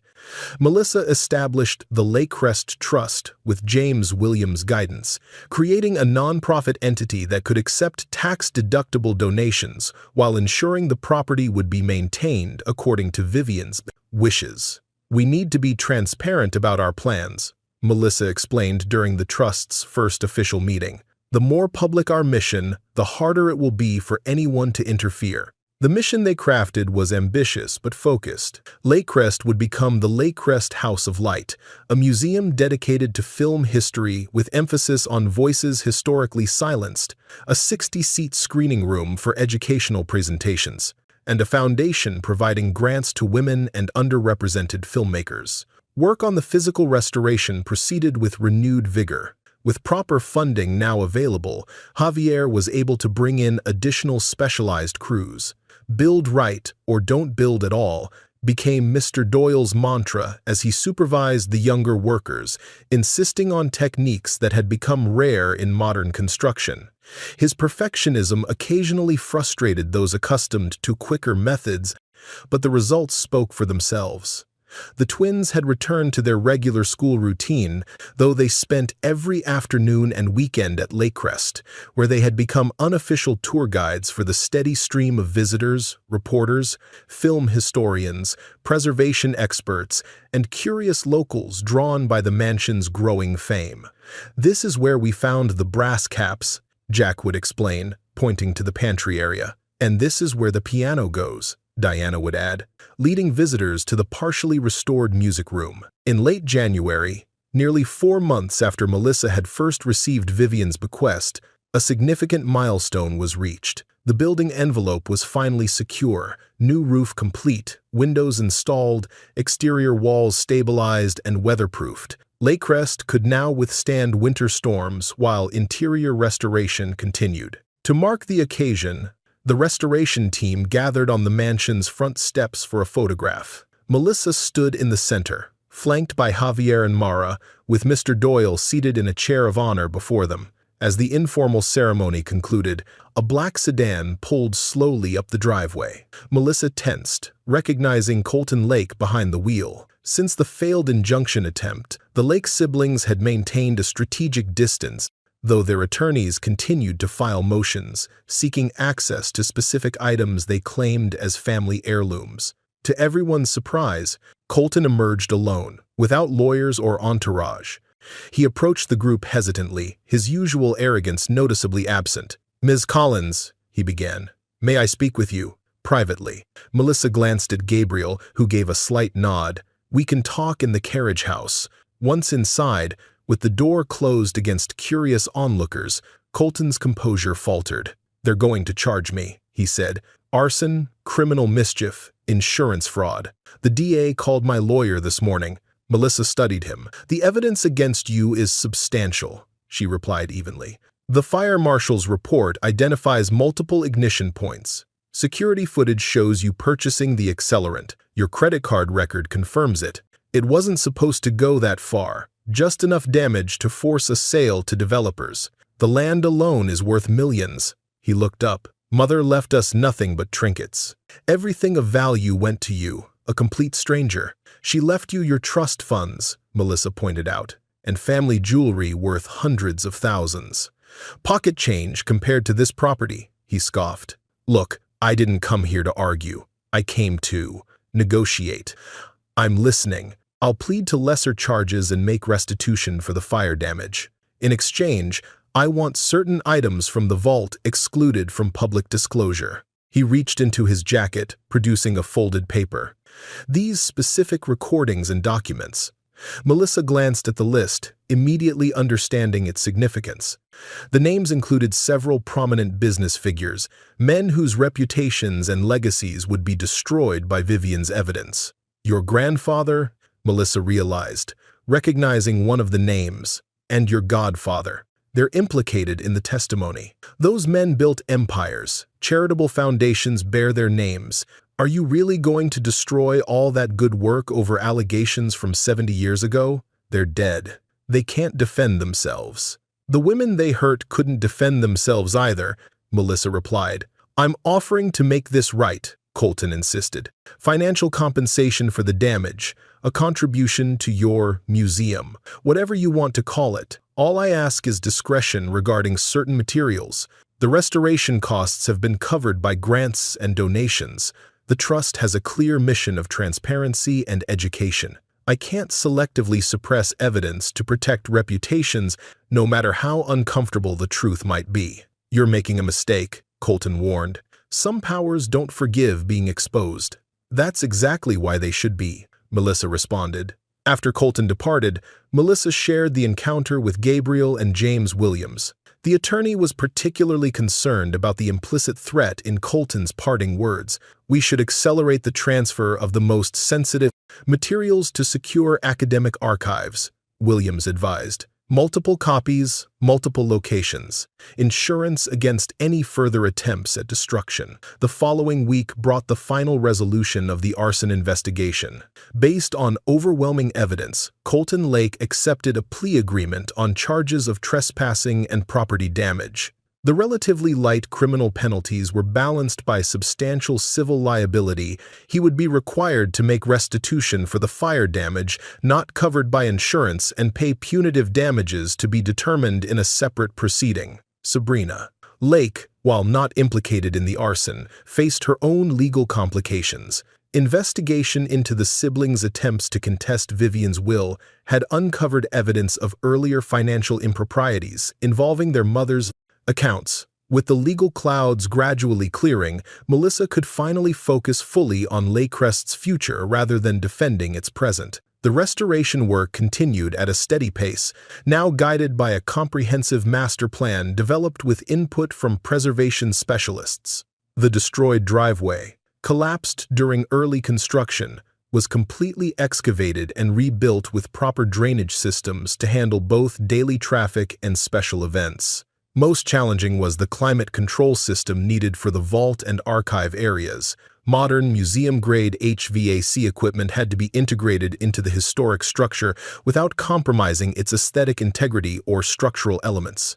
Mara developed an ingenious system of concealed ducts that utilized some of the mansion's original air pathways while adding state-of-the-art filtration and humidity control. By early spring, with daffodils beginning to emerge in Lakecrest's long-neglected gardens, the restoration had progressed enough to allow a soft opening event. Using the newly cleared courtyard as an outdoor theater, Melissa organized a screening of several of Vivian's restored short films, projected onto a simple bedsheet screen strung between trees. The community response was overwhelming. Hundreds of local residents arrived with folding chairs and picnic blankets, eager to be part of Lakecrest's rebirth. As twilight deepened into darkness and the projection beam illuminated the makeshift screen, Melissa stood at the back of the crowd, watching faces illuminate with wonder as Vivian Lake appeared, young and luminous, her presence transcending the decades since the film's creation. Gabriel joined her, handing her a cup of hot cider from the refreshment table. "She would love this," he said softly. "Not just her films," Melissa replied. "The wire recordings are being digitized by the Film Preservation Institute. Dr. Leone is developing a listening station exhibit where visitors can hear the women's testimony in their own words. The exhibit would become a centerpiece of the Lakecrest House of Light, the room that listens, designed as a space where voices long silenced could finally be heard. As spring blossomed into summer, the final legal hurdles were cleared. The court formally recognized Melissa as trustee of the Lakecrest Trust based on her fulfillment of the bequest's conditions. The day the ruling came through, Melissa received an unexpected visitor. Sabrina Lake arrived alone, her luxury car conspicuously absent in favor of a modest rental. Her appearance had changed subtly, less jewelry, simpler clothing, a humility in her bearing that hadn't existed before. "I'm not here to cause trouble," she said when Melissa greeted her. "I just wanted to see what you've accomplished." She gestured toward the mansion, now gloriously restored. "Mother would approve, I think. She always said the house needed someone who could hear its stories." Melissa offered a tentative olive branch. "Would you like a tour?" The main areas are nearly complete. As they walked through Lakecrest's renewed spaces, Sabrina occasionally paused to touch a banister or examine a restored light fixture. "I grew up here, but I never really saw it," she admitted. In the newly restored library, ground zero of Colton's arson, Sabrina stopped before a portrait of Vivian that had been salvaged and cleaned. "She was never much of a mother to us," she said. "Her real children were her films, her causes, this house. We were incidental." "I think she wanted to protect you," Melissa suggested. "Perhaps, though it might have been kinder to prepare us for the world as it is, rather than shield us from it. She turned to face Melissa directly. I've withdrawn from Colton's lawsuit, and I've provided the prosecutor with evidence of his planning before the fire. I should have done it sooner. Before departing, Sabrina paused in the entrance hall, looking up at the magnificently restored coffered ceiling. You've given it back its dignity, she said. The grand reopening of Lake Crest was scheduled for early September, timed to coincide with what would have been Vivian Lake's 95th birthday. As the day approached, Melissa found herself increasingly reflective, often walking the grounds alone in the evening after the contractors had departed and the twins were occupied with their summer activities. She had arrived at Lake Crest as a practical woman with modest dreams, a small house with a yard, financial security for her children, a life defined by careful planning and risk avoidance. She would leave the carriage house soon, moving with the twins into the caretaker's apartment created in Lake Crest's West Wing, her role as trustee providing both purpose and livelihood. The night before the grand reopening, Melissa stood alone in the fully restored entrance hall of Lake Crest, surrounded by the quiet grandeur Vivian had entrusted to her care. Tomorrow, these spaces would be filled with people, press, dignitaries, film historians, and local supporters who had helped make the restoration possible. But tonight, the mansion belonged to her alone, her and the echoes of those who had come before, whose stories would now be preserved and shared with generations to come. The morning of Lake Crest's grand reopening dawned spectacularly clear, as if nature itself had approved of the occasion. By 9 o'clock, the grounds were already buzzing with activity, caterers arranging refreshment tables in the garden, technicians testing the sound system for the dedication ceremony, volunteers in crisp Lake Crest House of Light shirts, directing early arrivals to designated parking areas. Melissa watched from the mansion's third-floor window, still adjusting to the reality that this magnificent place was now her responsibility. A knock at the door interrupted her thoughts. Diana stood there in a navy blue dress with white collar, her usually unruly hair tamed into neat braids. "Jack can't tie his tie," she reported, "and he says his shoes pinch." Melissa smiled, following her daughter down the hall to the family apartment where Jack was indeed struggling with a clip-on tie, his expression one of profound suffering. "Do I really have to wear this?" he pleaded. "It feels like it's choking me." "Just until the ribbon cutting," she promised. "Then you can change into something more comfortable for the tours." She adjusted his collar and stepped back to admire both children. "You look perfect. Are you ready for your big moment?" The twins had been assigned the honor of distributing programs to arriving guests, a role they took with utmost seriousness after weeks of rehearsing proper greetings and memorizing the locations of various exhibits. By 10:30, the mansion's grounds were filled with a diverse crowd. Press photographers jostled for position near the podium set up on the front steps. Film historians and archivists gathered in excited clusters, eager for their first glimpse of the fully restored vault and its contents. Local residents who had supported the project from its darkest days mingled with celebrities Gabriel had invited to increase the event's profile. At precisely 11 o'clock, Gabriel stepped to the podium to begin the ceremony, dressed in an impeccable suit that somehow managed to appear both formal and relaxed. "Welcome to the rebirth of a dream," he began.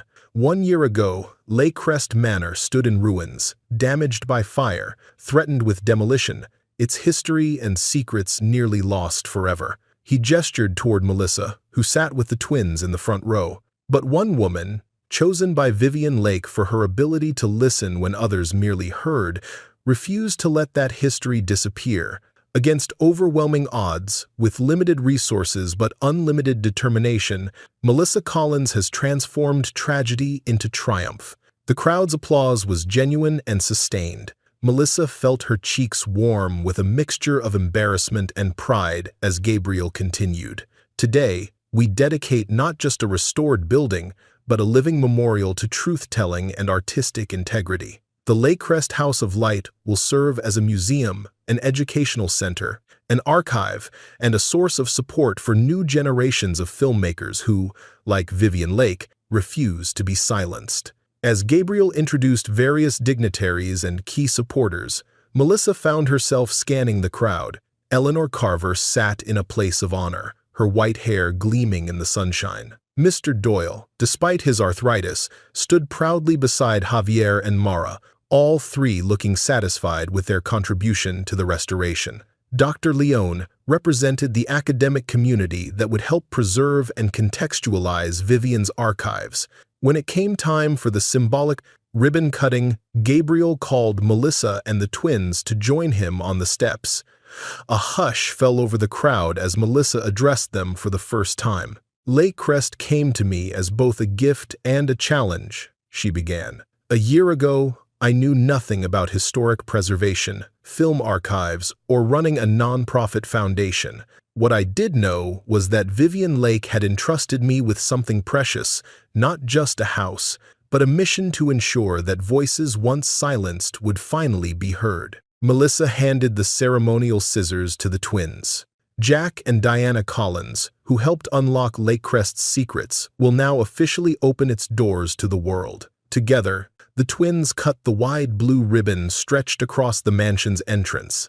As it fluttered to the ground, the crowd erupted in applause. Guests began flowing into Lake Crest's restored grandeur, following designated paths through the public areas. Each space had been meticulously prepared to balance historical accuracy with educational purpose. The heart of the museum, however, was the vault itself. Now secured behind a glass observation wall for preservation purposes, it allowed visitors to view the original storage system Vivian had created for her explosive evidence. A small brass plaque on the vault door caught visitors' attention. It read simply, "No door stays closed to a worthy listener." The inscription had been discovered during restoration and preserved as a testament to Vivian's philosophy. One of the most popular exhibits was the Wall of Letters, correspondence from actresses, technicians, and other film workers Vivian had quietly helped throughout her years at Lake Crest. In a smaller room dedicated to the Lake Crest Trust's future mission, a wall displayed the names of the first grant recipients, emerging filmmakers from underrepresented backgrounds who would receive funding, mentorship, and access to equipment to tell their stories. As the day progressed, Melissa found herself drawn to a quiet corner of the restored library. Among the rebuilt shelves now filled with film history books and restored volumes from Vivian's original collection, a single photograph stood in a simple silver frame. Vivian Lake, in her later years, seated in this very room, surrounded by the books and memorabilia she had protected so fiercely. "She's trending worldwide, you know," came Gabriel's voice as he joined her. "The hashtag Vivian Lake is outperforming 3 current blockbusters and 2 political scandals combined. She would have enjoyed that, being relevant again after all these years." "Not just relevant," Gabriel corrected. "Revolutionary, again." The studios are already scrambling to address the revelations from her archives. There's talk of establishing an independent review board for historical claims of misconduct, possibly even a victims' compensation fund. They were interrupted by an unexpected figure, a woman in her 60s with a dignified bearing, whom Melissa recognized as a legendary director known for breaking barriers for women in film. "Ms. Collins," the director said warmly, "I wanted to thank you personally. Vivian gave me my first chance when no one else would. She funded my first short film through a scholarship that I later realized came directly from her." "She had an eye for talent," Gabriel observed. "And for character," the director added. "She once told me, technical skills can be taught, but courage has to be discovered." By early evening, as the formal events wound down and the last tour groups moved through the mansion, Melissa found herself drawn to the balcony overlooking the bay. The setting sun painted the water in shades of gold and crimson, a spectacular backdrop to the day's achievements. Gabriel joined her there, loosening his tie and leaning against the restored stone balustrade. "Quite a day," he observed. "You've accomplished something remarkable, Melissa." "We all did," she corrected. "True enough. But it took your vision to bring everyone together." He gazed out at the darkening horizon. "What comes next for you?" "Settling in, I suppose. Learning to be a proper museum director. Raising the twins in a house with 64 rooms and a film archive." She smiled at the absurdity of it. They stood in companionable silence, watching as stars began to appear above the bay. There was no romantic tension between them. Their connection had evolved into something more valuable, mutual respect and a shared commitment to Vivian's legacy. As darkness settled fully over Lake Crest, the last guests departed, and the mansion's newly installed lighting system activated, illuminating the restored facade with a warm, welcoming glow. Inside, the twins had finally changed out of their formal clothes and were helping Eleanor organize the gift shop inventory, a task they approached with characteristic enthusiasm. Melissa made one final circuit through the public spaces, checking that everything was secure for the night. In the room that listens, the dedicated space where visitors could hear excerpts from Vivian's wire recordings, she paused before a vintage recording device now preserved behind glass. Diana appeared beside her. "Can I show you something, Mom?" She led Melissa to a modern recording system discreetly integrated into the exhibit, a simple digital recorder with a vintage-style microphone that allowed visitors to leave their own stories of being silenced and finally heard. "I pressed the record button earlier," Diana confided. "I said something I thought Vivian would like." "What did you say?" Melissa asked, curious. "That's between me and Vivian, but you can make a recording too if you want, for the future people who will come here." Touched by her daughter's intuitive understanding of the exhibit's purpose, Melissa sat before the microphone. Diana pressed the record button, then slipped away to give her mother privacy. "For the ones who were never heard, Lake Crest is listening now. Your stories matter. Your truths matter. And as long as this house stands, someone will be here to listen." As she finished, Melissa noticed the soft hum of the projector in an adjacent room, the gentle sound of audience members settling into seats for the evening's final screening, the distant notes of the piano being covered for the night. Light, sound, audience, the elements that had opened the vault were now the heartbeat of Lake Crest House of Light.